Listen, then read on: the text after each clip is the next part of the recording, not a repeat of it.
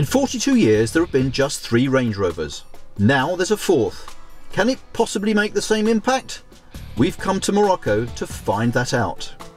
I'm leaving from here, on the beach at Essaouira at sea level, driving through the sand dunes to end up 30 hours later at 2,600 metres high in the Atlas Mountains.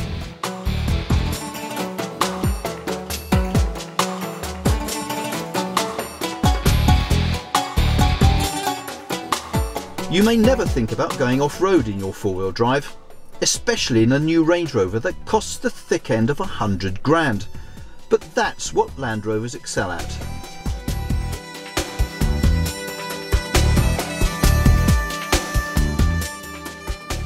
The new Range Rover is much lighter and therefore more agile on its feet.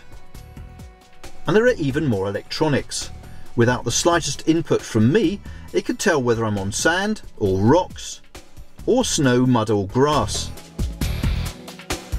All the suspension and traction settings are adjusted automatically.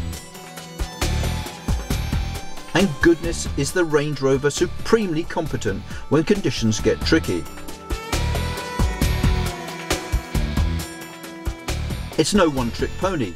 Land Rover argues their new car has no real rivals.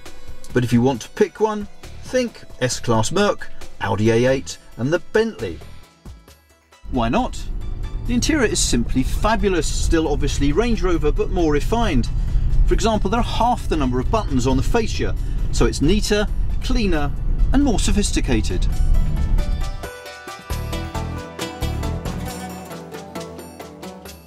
Personally, I find the simulated speedometer display is well below what you'd expect from an Audi. And the same goes for the sat-nav screen. But the seats are sublime and the Range Rover is as quiet as a limo at 100 miles an hour. Perhaps not as roomy though, despite the obvious comfort of these optional business class rear seats. There's a brand new V6 turbo diesel that's as good as the old V8, but easier at the pumps. I'd still rather have this V8 turbo diesel though. It's pulled us up to the top of the Atlas Mountains without a moment's hesitation.